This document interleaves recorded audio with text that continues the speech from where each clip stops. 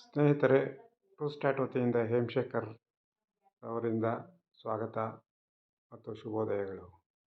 ಈ ದಿವಸ ಷೇರು ಮಾರುಕಟ್ಟೆಯಲ್ಲಿ ಅಂದರೆ ತಮ್ಮೆಲ್ಲರಿಗೂ ತಿಳಿದಂತೆ ಬೆಳಗ್ಗೆ 9:15ರಿಂದ 3:30ರವರೆಗೆ ಆ ದಿವಸದ ವಹಿವಾಟು ನಡೆಯುತ್ತದೆ.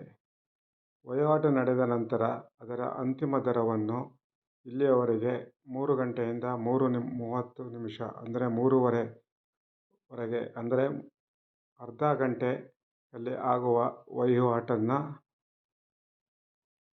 ವಹಿವಾಟಿನ ಪ್ರಮಾಣವನ್ನು ತೆಗೆದುಕೊಂಡು ಅದರ ಸರಾಸರಿ ತೆಗೆದುಕೊಂಡು ನಿರ್ಧಾರ ಮಾಡ್ತಾ ಇದ್ದರು. ಅಂದರೆ before that is the old system, VWAP, volume weighted average price. ಈಗ ಸೆಬಿಯು ಹೊಸ ಗೈಡ್ಲೈನ್ಸ್ ಪ್ರಕಾರ ಕ್ಲೋಸಿಂಗ್ ಆ್ಯಕ್ಷನ್ ಸೆಷನ್ನನ್ನು 20 ನಿಮಿಷಕ್ಕೆ ನಿಗದಿ ಮಾಡಿ, ಅಂದರೆ 3:15ರಿಂದ 3:35ರವರೆಗೆ ನಿಗದಿ ಮಾಡಿ, ಅಲ್ಲಿ ಬರತಕ್ಕಂಥ ವಹಿವಾಟಿನ ಗರಿಷ್ಠ ದರವನ್ನು ಮ್ಯಾಚ್ ಮಾಡಿಕೊಂಡು ಅದನ್ನು ಪರಿಗಣನೆಗೆ ತೆಗೆದುಕೊಳ್ತಾ ಇದ್ದಾರೆ. ಅಂದರೆ ನೋಡಿ ಯಾವ ರೀತಿ ವರ್ಕ್ ಆಗುತ್ತೆ ಅಂತಂದರೆ, 3:15 3:20ರವರೆಗೆ ಅಂದರೆ 5 ನಿಮಿಷದಲ್ಲಿ ಈ ಹಿಂದೆ ಏನು ನಾನೀಗ ಎಕ್ಸ್ಪ್ಲೇನ್ ಮಾಡಿದ್ನಲ್ಲ, ವಾಲ್ಯೂಮ್ ವೇಟೆಡ್ ಅವರೇಜ್ ಪ್ರೈಸ್, ಅದನ್ನು ರೆಫರೆನ್ಸ್ ಪ್ರೈಸ್ ಆಗಿ ಪರಿಗಣನೆ ತೆಗೆದುಕೊಳ್ತಾರೆ. ಅಂದರೆ 3 ಗಂಟೆಯಿಂದ 3:05ಕ್ಕೆ ಎಷ್ಟಾಯಿತು, 3:05ರಿಂದ 3:10ಕ್ಕೆ ಎಷ್ಟಾಯಿತು, 3:10ರಿಂದ 3:15ರವರೆಗೆ ಎಷ್ಟು ಪ್ರೈಸಲ್ಲಿ ಷೇರು ವಹಿವಾಟು ಆಗಿದೋ, ಎಷ್ಟು ವಾಲ್ಯೂಮ್ ತೆಗೆದುಕೊಂಡು ಅದರ ಸರಾಸರಿ ದರವನ್ನು ರೆಫರೆನ್ಸ್ ಪ್ರೈಸ್ ರೀತಿ ₹200 ₹250 ಅಂದರೆ ಎಕ್ಸಾಂಪಲ್ ₹200.50 ರೆಫರೆನ್ಸ್ ಪ್ರೈಸ್ ತೆಗೆದುಕೊಂಡು ಅದಕ್ಕೆ ಒಂದು 3% ಲಿಮಿಟನ್ನು ಫಿಕ್ಸ್ ಮಾಡ್ತಾರೆ, plus or minus. That is the band. ಅಂದರೆ ಲೋವರ್ ಲಿಮಿಟು ₹194.49 ಆಗುತ್ತೆ, ಅಪ್ಪರ್ ಲಿಮಿಟು ₹206.52 ಆಗುತ್ತೆ.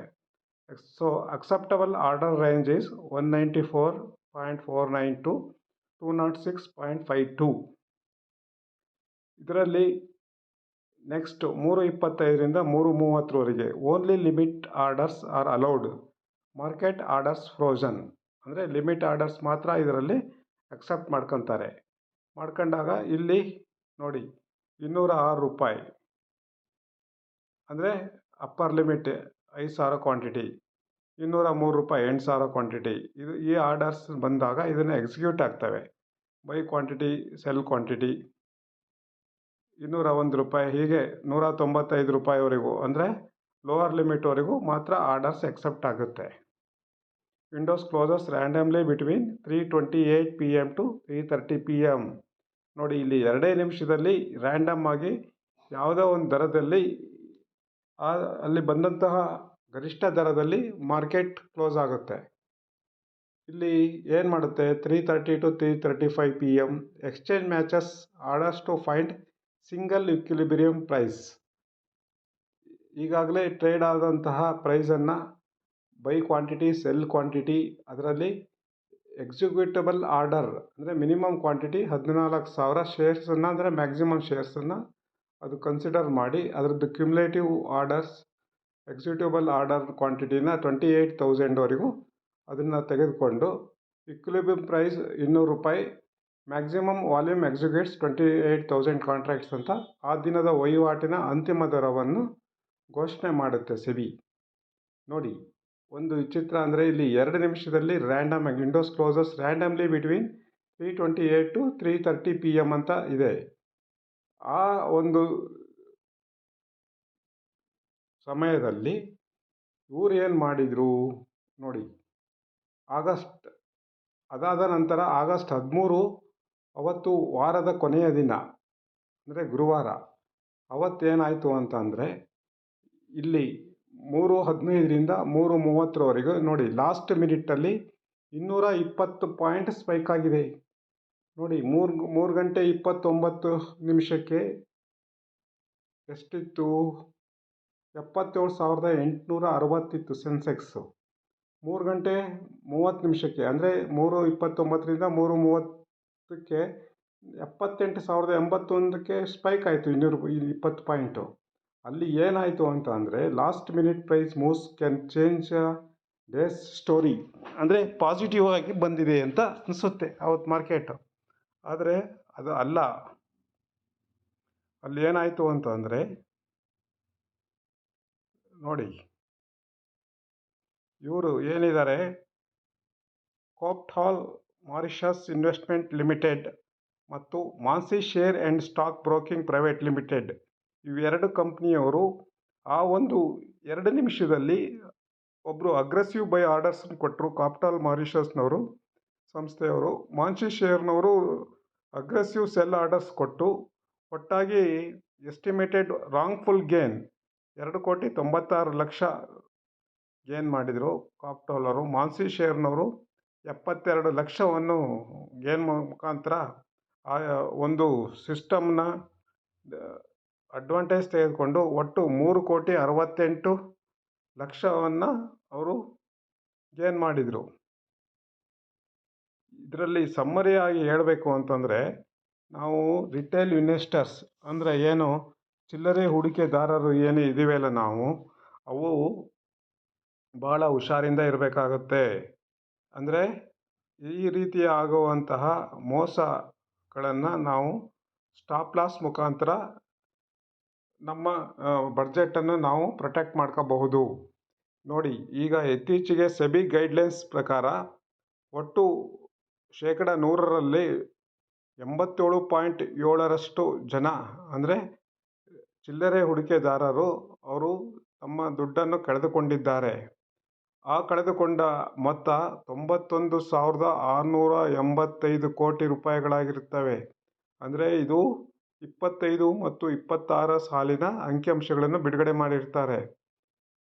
ಇದು ಒಬ್ಬ ಚಿಲ್ಲರೆ ಹೂಡಿಕೆದಾರ, ಪ್ರತಿ ಚಿಲ್ಲರೆ ಹೂಡಿಕೆದಾರ ಈ ವರ್ಷದಲ್ಲಿ 1,17,000 ರೂಪಾಯಿಯನ್ನು ಅವನು ಕಳೆದುಕೊಂಡಿದ್ದಾನೆ. ಇದರಲ್ಲಿ 78 ಲಕ್ಷ F&O ಟ್ರೇಡಲ್ಲೇ ಅಂದರೆ ಫ್ಯೂಚರ್ ಆ್ಯಂಡ್ ಆಪ್ಷನ್ ಟ್ರೇಡ್ನಲ್ಲೇ ಅವನು ಕಳೆದುಕೊಂಡಿದ್ದಾನೆ. ಅದು 24-25ನೇ ಸಾಲಿಗೆ ಹೋಲಿಸಿದಾಗ 18ರಿಂದ 20% ಕಡಿಮೆ ಆಗಿದೆ. ಅದೊಂದು ಪಾಸಿಟಿವ್ ಆಗಿರ್ಬೋದು. ಟ್ರಾನ್ಸಾಕ್ಷನ್ ಕಾಸ್ಟು 91,685 ಇದೆಯಲ್ಲ, ಅದರಲ್ಲಿ 25,000 ಕೋಟಿ ಟ್ಯಾಕ್ಸಲ್ಲೇ ಹೋಗಿದೆ. ಇದನ್ನು ನಾವು ಒಳಹೊಕ್ಕೆ ನೋಡ್ಬೋದು ಅಂತಂದರೆ ನೋಡಿ, ಲಾಸ್ಟಲ್ಲಿ 91,000, ಅದರಲ್ಲಿ ಟ್ಯಾಕ್ಸೇ 25,000, ಹೆಚ್ಚು ಕಡಿಮೆ 30% ನಾವು ಟ್ಯಾಕ್ಸ್ ಕಟ್ತಾ ಇದ್ದೀವಿ. ಯಾಕೆ ಅಂತಂದರೆ ನಮ್ಮ ಚಿಲ್ಲರೆ ಹೂಡಿಕೆದಾರರು ಮತ್ತು ವೈಯಕ್ತಿಕ ಹೂಡಿಕೆದಾರರು ಇರ್ಬೋದಲ್ಲ, ಅವರ ಸೈಕಾಲಜಿ ಏನಿರುತ್ತೆ, ಆ ದಿನದಲ್ಲಿ ನಾವು ಸ್ಮಾರ್ಟ್ ಟ್ರೇಡಿಂಗ್ ಅಂತಂದರೆ ಹಬ್ಬ ಅಂದರೆ 4ರಿಂದ 5 ಟ್ರೇಡ್ ಮಾಡ್ಬೋದು. ಇಲ್ಲ ಈ ಜಾಗದಲ್ಲಿ ಅವರು 40ರಿಂದ 50 ಟ್ರೇಡ್ ಮಾಡೋದ್ರಿಂದ ಟ್ಯಾಕ್ಸ್ ಜಾಸ್ತಿ ಆಗುತ್ತೆ, ಲಾಸ್ ಜಾಸ್ತಿ ಆಗುತ್ತೆ. ಹಾಗಾಗಿ ನಮ್ಮ ಸೈಕಾಲಜಿನ ನಾವು ಕಂಟ್ರೋಲಾಗಿ ಇಟ್ಕೊಂಡ್ರೆ ಮಾತ್ರ ಷೇರು ಮಾರುಕಟ್ಟೆಯಲ್ಲಿ ನಾವು ಮುಂದುವರಿಬೋದು ಹಾಗೂ ನಮ್ಮ ಸಂಪತ್ತನ್ನು ನಾವು ಪ್ರೊಟೆಕ್ಟ್ ಮಾಡ್ಕೋಬೋದು. ನೋಡಿ, ಇಷ್ಟು 91,000 ಕೋಟಿ ಲಾಸ್ ಆಗಿದೆಯಲ್ಲ, ಅದರಲ್ಲಿ 92% ಫ್ಯೂಚರ್ ಆ್ಯಂಡ್ ಆಪ್ಷನ್ಸಿಂದ ಇದಾಗಿದೆ, ಲಾಸ್ ಆಗಿದೆ. Not for investment, only it's A trading ಮಾಡೋದ್ರಿಂದ ಈ ರೀತಿ ಲಾಸ್ ಆಗ್ತಾಯಿದೆ ಅಂತ ನಾವು ಹೇಳ್ಬೋದಾಗಿದೆ. ಎಕ್ಸ್ಪೈರಿ ಡೇ ಸ್ಪೆಕ್ಯುಲೇಷನ್ 59%, ಅಂದರೆ ಪ್ರತಿ ವಾರ ಎಕ್ಸ್ಪೈರಿ ಆಗುತ್ತಲ್ಲ ಅವತ್ತು ಈ ರೀತಿ ಸ್ಪೆಕ್ಯುಲೇಷನ್ ಆಗ್ಬೋದು ಅಂತ ಒಂಥರ ಗ್ಯಾಮ್ಲಿಂಗ್ ರೀತಿ ನಾವು ಸ್ಪೆಕ್ಯುಲೇಟ್ ಮಾಡಿ ನೋಡೋದ್ರಿಂದ, ಟ್ರೇಡ್ ಮಾಡೋದ್ರಿಂದ ಅದರಲ್ಲಿ 59% ಕಳ್ಕೊಂಡಿದ್ದಾರೆ. ಆ ಒಂದು ವಾರದಲ್ಲಿ 97% ಕಳ್ಕೊಳ್ಳೋರು ಜನ ಜಾಸ್ತಿ ಇದ್ದಾರೆ. 70% ಸ್ಮಾಲ್ ಪೋರ್ಟ್ಫೋಲಿಯೋದವರೇ ಜಾಸ್ತಿ ಲಾಸ್ ಮಾಡ್ಕೊಂಡಂಥವ್ರು. ಅಂದರೆ ಸ್ಮಾಲ್ ಪೋರ್ಟ್ಫೋಲಿಯೋ ಅನ್ನೋರು ಯಾರು 1 ಲಕ್ಷಕ್ಕಿಂತ ಕಡಿಮೆ ಇನ್ವೆಸ್ಟ್ಮೆಂಟ್ ಮಾಡ್ತಾರಲ್ಲ, ಅವ್ರನ್ನ ಸ್ಮಾಲ್ ಪೋರ್ಟ್ಫೋಲಿಯೋ ಅಂತೀವಿ. ಅವರೇ 70% ಇರ್ತಾರೆ. ಇದನ್ನೆಲ್ಲ ನೋಡಿದಾಗ ನೋಡಿ, 30 ವರ್ಷದ ಒಳಗಡೆ ಇರೋರು ಜಾಸ್ತಿ ಯಂಗ್ಸ್ಟರ್ಸ್ ಕಳ್ಕೊಂಡಿದ್ದಾರೆ. ಆಮೇಲೆ ಅದರಲ್ಲಿ 89% ಅವರೇ ಇದ್ದಾರೆ 30 ವರ್ಷದ ಒಳಗಡೆ ಇರೋರು. ನೋಡಿ, ಸಂಸ್ಥೆಗಳು, ಇನ್ಸ್ಟಿಟ್ಯೂಷನ್ಸ್, ಆಲ್ಗಾರಿದಮ್ ಆ್ಯಂಡ್ ಪ್ರಾಪರ್ಟಿ ಡೆಸ್ಕ್.